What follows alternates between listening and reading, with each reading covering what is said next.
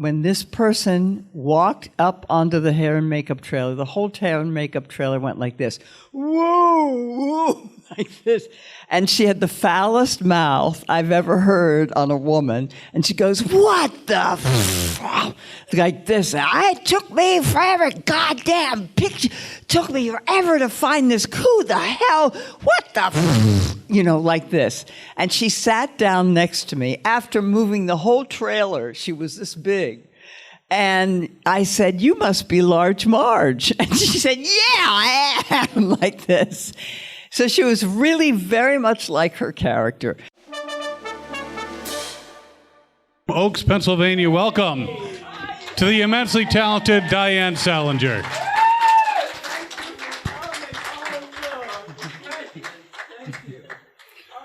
So we actually have a seat for you over here. All right. It's lovely. Guys, come closer. All the ones that are way back there, come closer. Yeah, don't be shy. Come on up. Come on. Yeah, come on up, because if we have questions from you guys, I don't have to run as far. Come on. We're looking at you back there. Come on, come. Come closer. Come closer. Come on. No one's moving. All right. You want to stay in the back? You can stay in the back. They're shy. Yes. So you can use that as a handheld, or you could just speak close to that mic. You guys in the back, and the way back. You probably can see me better if I stand. Thank you, dear. Okay. Okay, we're going to do this as a standing panel, which means they need to adjust the camera. So. Oh, okay. That's all right. So, again, just keep in mind the SAG strike rules. But I do have a few questions for you, and then we're going to open it up to the audience. Okay, Kyle. Lovely. Hello, first, dear. Hi. That's Tom. Hello, Tom. Nice to meet you, Diane. Tom. Hello. All right. So, very simple question. How did you get into acting? Did Paul fall over when I said this? I'll just hold him right here. All right. I was 5 years old, and my mother went into the hospital for an operation, and my father started playing musicals, and I would sing and dance for him, and that's why I'm an actress. Yeah. And so you auditioned for your dad? Yes, kind of, yes. Well, that's very cool. Yeah. But I imagine you've had other auditions through your career. Oh, many, many. Is there one that sticks out as kind of the weirdest? Yes. Well, I auditioned for this movie that we're not going to say the name of. I got called back the same day. And hi, you guys. It's great to see you with Felix's parents. So I went in to do the callback the very same day. And I thought, okay, I've got to add something that I didn't do in the first audition. Who wants to be an actor here in this group? Does anyone want to be an actor in this group? Okay, great. So the thing is with callbacks, if you're lucky to get one, you always wear the same outfit, even if it's months apart. Like, Woody Allen. I auditioned for him, and then it was like 3 months later, I got the call back. You wear the same outfit, doesn't matter. And so anyway, I went back for the callback for this movie, and I thought, okay, I'm going to do something different, and I got to meet Paul. He was reading with me, Paul Reubens, and also Tim Burton was in the room, the director. And so I thought, oh, this is great. So I wound up biting Pee-wee Herman's fingers, Paul Reuben's fingers, and they laughed and laughed at this, but they did not put it in the movie. It was too risque for Pee-wee, I think. So that may be one of the funniest auditions I've ever had, biting Paul Reuben's fingers, yes. Well, how did he react to that? Was that scripted or no? It wasn't in the script at all. He kind of went like this, and he started laughing, and Tim Burton and the casting director is laughing, but it was just too va-voom for Simone. Yes. Well, that is cool. Now, I know Paul has passed, and a lot of us fans out here, we're still grieving on that. Me too.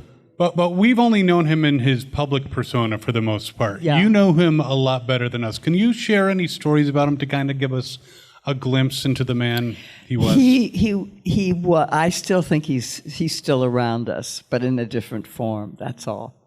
He was incredibly generous, and the first day of my shoot. I'm going to tell you another story before I get into this. There was a woman who came into the hair and makeup trailer. I was already sitting there. It was my first day on the set, and it was by the Equestrian Center in LA. And the hair and makeup trailer, when this person walked up onto the hair and makeup trailer, the whole hair and makeup trailer went like this. Whoa, whoa, like this. And she had the foulest mouth I've ever heard on a woman. And she goes, what the like this. It took me forever, goddamn picture. Took me forever to find this. Who the hell? What the like this. And she sat down next to me after moving the whole trailer. She was this big. And I said, you must be Large Marge. And she said, yeah, I am, like this. So she was really very much like her character.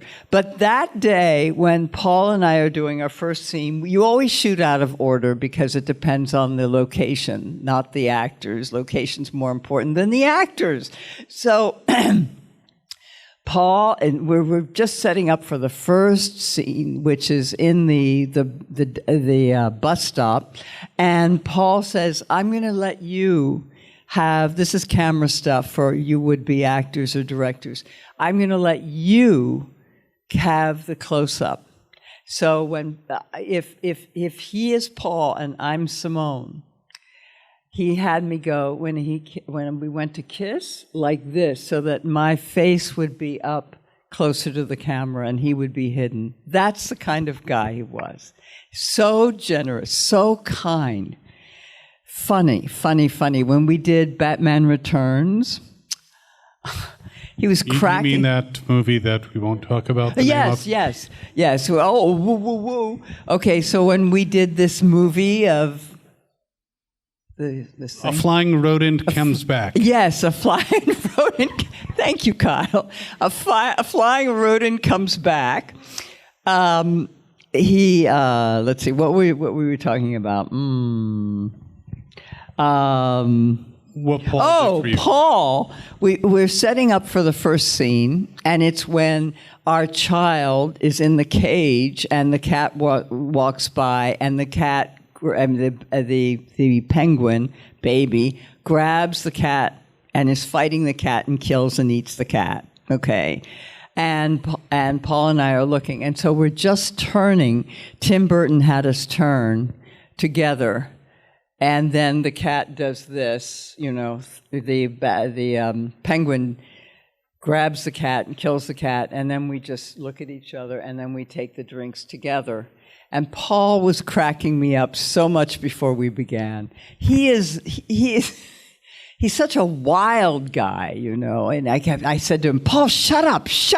I'm trying to keep a straight face for this very dramatic scene. So, and I'll tell you another story. I came to the set one day. This is when you could actually go to a set afterwards. Hi, you. And so anyway, we were, it was a scene that Tim Burton was showing where Paul and the convict are falling in the convertible, and then the convertible top comes up and acts like a parachute, and they come down, and they're screaming, And I watched the scene, and it was only like my second movie, I think. And I watched the scene, and then I went up to Paul and Tim afterwards, and I said, look, you don't know me very well yet, but I'm quite psychic, and this movie is going to be bigger than any of us have any idea about. And that is the truth. So those are some wonderful memories. If you have a question, please raise your hand. Yes, and if you have a convertible, do not try to use the top as a parachute. Yes. Okay. The lady behind the young girl, Hi. she raised her hands first. Yes. Hi, sweetie. I love the ears. And Tom Thank Duck here you. in front of the camera. It's so nice to meet you. I'm a very big fan of work of fiction from the early 2000s about a traveling circus situation. Yes. Can you talk about what it was like to play a completely comatose character? Okay. Well, I never wanted to do a series because you have to play the same character usually for like 7 years. And I thought, no. I want to be a great actress. I want to do all kinds of parts, not this comatose. It was really, really weird. And so this is the first movie or TV show that I thought, I really would love to do this. I could play this even for 7 years. Play this comatose fortune teller who's in a coma the whole time. Not a coma, but she can't move. And I decided that I would be different in every scene. I cannot blink. I cannot move my face. I cannot move my body. But inside, I would be different in every single scene. And that's what I did. So I was really proud of that. Really, really proud of that. I loved playing that role. And I didn't have to learn any lines, which is even better. Yeah. That's... I have a funny story to tell about this particular TV show that we won't mention. I'm a very serious actress. I came from 10 years of Shakespeare. So I love to do research. And so a student of mine, because I teach acting as well, a student of mine's brother was a psychiatrist at a couple of these mental institutions. And I said, can you get me in? Because I need to see somebody who is comatose, but her eyes are open and she's completely conscious. And so this is the weird thing. He makes all the entree for me, and I walk in and I say, yes, I'm a visiting psychiatrist, and I would love to see the patients. So they send me outside into a garden, and they're all schizophrenic. And some of them are talking to trees, and one is up against a brick wall talking to the brick wall. And I thought, this is fascinating, but there's no one here that's comatose. So I left with all the patients going back into the hospital from the garden, and the guard says to me, what room are you in? He thought I was one of them, and I thought, that's fabulous. I was very, very honored by that. So, yes. Okay, so more questions. You had a question. Yes, the little girl here in the front row. You're a boy. I'm sorry. When you were in the giant dinosaur in part of the movie, were you actually in a big statue of a dinosaur? No, that's a really good question. We shot the outside of the dinosaur in Caboson, and now you know he's dressed like Pee-wee. You know that? Do all of you know that? Okay.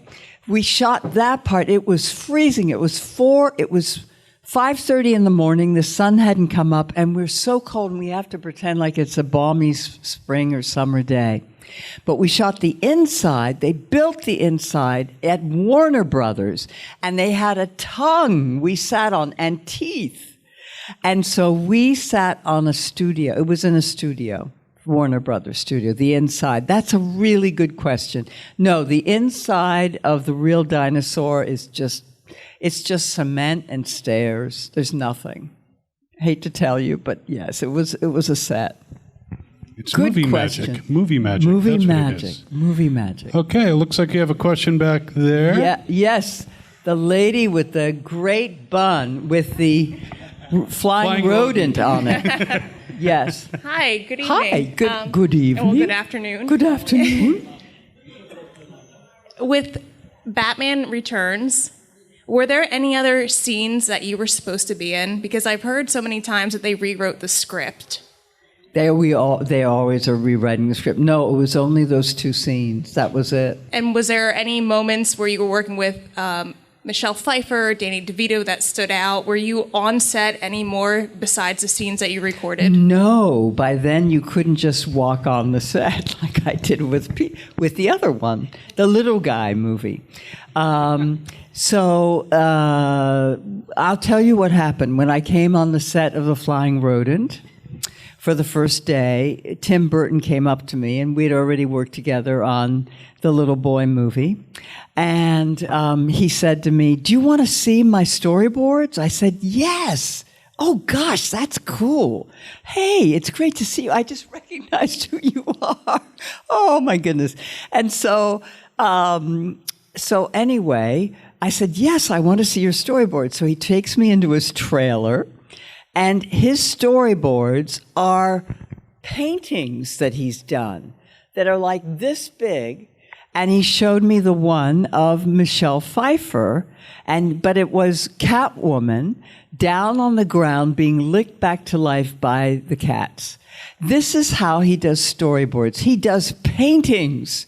And they've been in an exhibit in LA and also in Paris, France. So it's beautiful artwork. He's really an artist, really an artist. He started out as a graphic designer. So that's my story, really. And Paul okay, I'll tell you another story about it. The scandal had just happened. And I think that's probably why Tim Burton hired both Paul and me for the Flying Rodent movie. And Paul was very shaken by this and the scandal. And he told me, he invited me up to his house, and he had a baseball cap on, and he said, "People are taking pictures of me across the canyon." So I wear a baseball cap. And it was, and you know, he had ordered in lunch for us, and he said, I'm a little nervous. Can we just rehearse our scenes for the Flying Rodent? And I said, absolutely, absolutely. And so he told me that the that the music awards had just happened, and he had gotten up and said, I can't really do his voice. Heard any good jokes lately? Yes. And everyone stood and gave him an applause, like standing ovation. He has no memory of it. He had no memory of standing there saying this line and everyone standing applauding. He had no memory of it. So it was very shattering for him. Yes, my dear. Well, we have one back there. Okay. And then we'll come to this gentleman up here. Hello, sweetie. They are the proud owners of this most adorable kitten here. You've got to see this kitten named Felix. This kitten is so precious.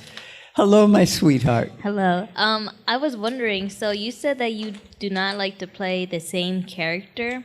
No. So I was wondering, for your second adventure, you were in that movie as well as a different person. Mm-hmm.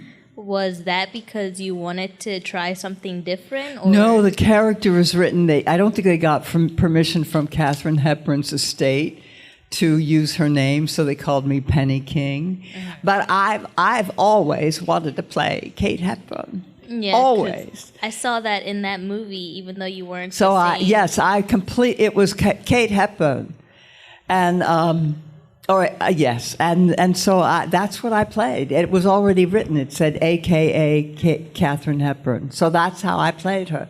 And I had a dream about 15 years before.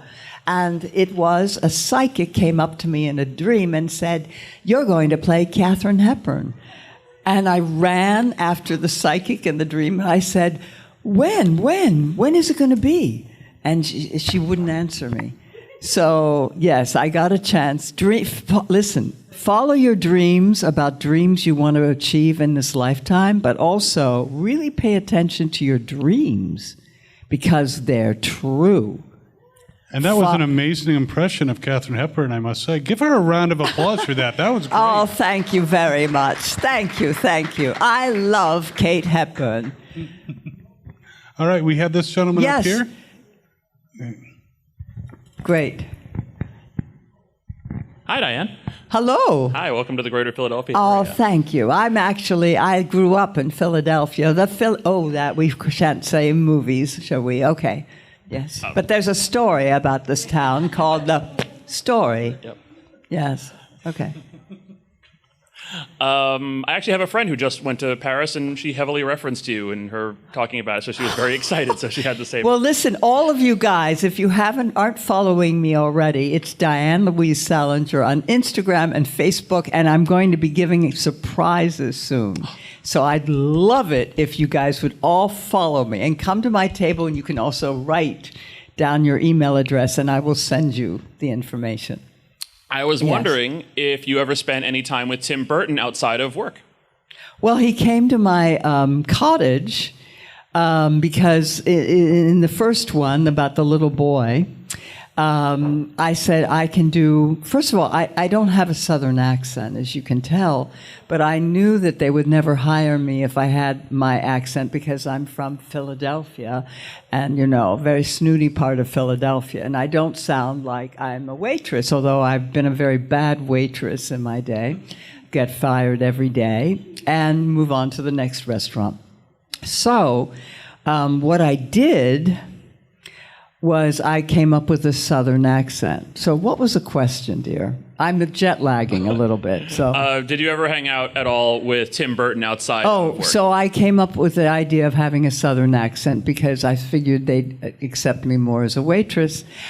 And not that all Southerns do waitress jobs, but, So, yes, I said to Tim once I got the role, what kind of Southern accent do you want? Because I have 5 I can do. So he came to my cottage and he listened to recordings of the 5. He was very, very humble. And he and Paul would just joke on the side like 2 little kids. Yeah. So a little bit. All right, looks like we have questions back there. Yes, back there. The lovely... Well, we have this gentleman and then that lovely lady. All right, yeah. Ladies first. Go. Oh, how gentil. How gentlemanly. Gentil. Okay. Hi, sweetie. My question is, what was your favorite movie you played in? What? What was your favorite movie? Oh, absolutely. The little boy one. There's no doubt. Absolutely no doubt. Awesome. Hi, I'm Wes, and it's nice to meet you. Hi, lovely. Enchanté. I have a kind of a 2-part question for you. Yeah. I know you've done a lot of television roles as well as movies, and I was hoping that maybe you could talk about the difference between acting and TV roles versus movie roles, and then if you had a particular favorite television role that you enjoyed. It's the same, really, as movies and TV. Maybe you have to be even a little more subtle in...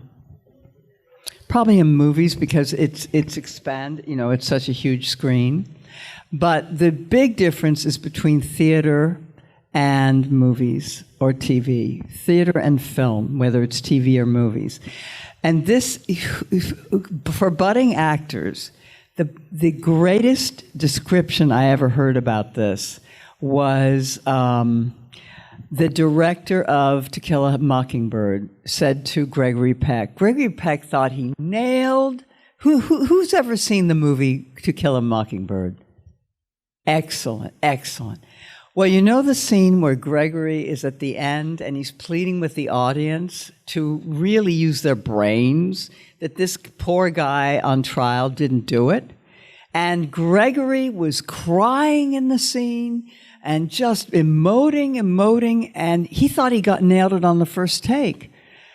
And then the director came up to him, who was English, and said, well, that's great, Greg, but right now, please just hide it. Keep everything you've got, but hide it. Hide it so that it's just coming out of your eyes. That's the best acting advice I've ever heard from transitioning from theater to film, is that you keep all of it. Because at theater, you're playing to the back row. But for movies and TV, the camera is, for a close-up, it's this. So all you have to do is think it. It's really incredible. It's very, very different. And it takes actors sometimes a long time to make the adjustment. And we can't really talk about any particular shows, so her favorite, go to her table, and she will let you know. My favorite is...